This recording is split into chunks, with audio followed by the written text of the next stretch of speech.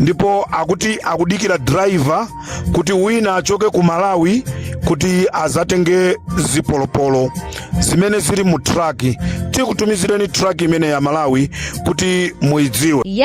Mene yutu ndi Comrade Ntanyiwa akunena kuti truck ya zipolopolo. Kodi truck imene ndiye iti imene akunyenera kuti ndi ya zipolopolo iyi. Kodi zipolopolo zikugwira ntchito yanji, zidzagwira ntchito yanji, nanga zikupita kuti? Tatiyeni tione Comrade Ntanyiwa lero pa 20 December 2024. Comrade Ntanyiwa.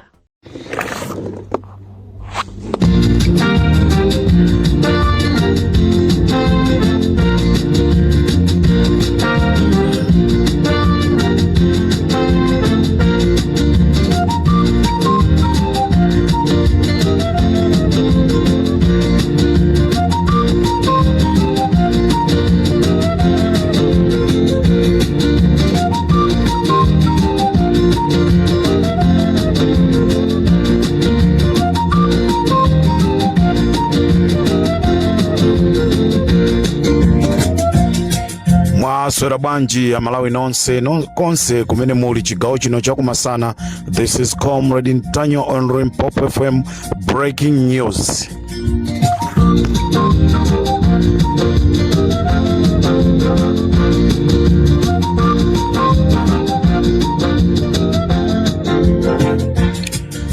Chigawo chakumasana a Malawi tadza kukudziwitsani kunena kuti amayi Nancy Tembo atuma anyamata a MCP kuti apange chipongwe kapena tinene kuti amenye Samia Sulaimana pajalero parliament akumaliza.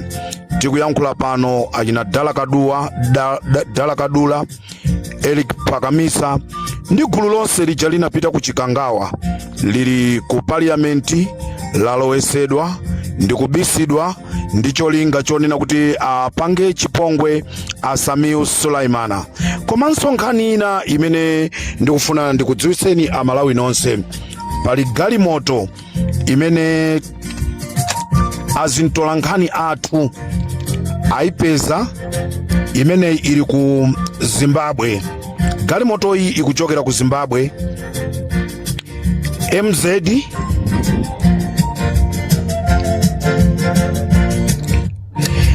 galimoto ndi MZ 12579.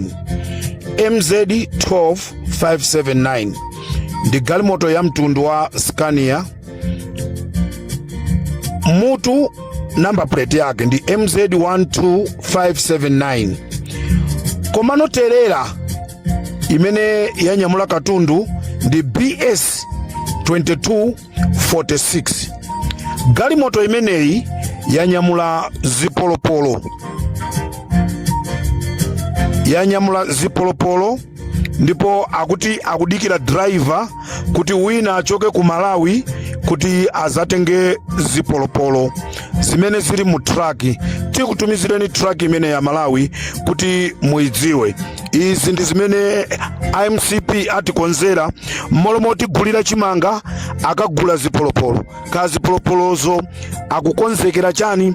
Ndendi kuti galimoto imene ya mtundu wa Scania truck number plate ya mutu 12579 komanso boda nterera BS 2246 ili pa boda ya ku Mozambiki kuti zilowa ku Malawi yanyamula zipolopolo zokazoka. Anthu akufuna kwabwino ndi amene atiimbira telefoni ndi kutuuza kuti Limpopo FM auze na Malawi adziwe pa boda yathu ya Malawi galimoto imeneyi ndiofunika iyang'anisisidwe ngati asinthe kuchosa mozi maboxizo ndikuyika mgalimoto ina. Ife tikuuzani chifukwa mtola nkhani wathu akhala akuisatira galimoto imeneyi mpaka tionesese kunena kuti kodi galimotoyi yapita kuti. Koma chigawo chino chakumasana tikuti ku parliament kwatumizidwa anyamata MCP kuti amenye Samia Sulaimana. This is Comrade Ntanyiwa on Limpopo FM.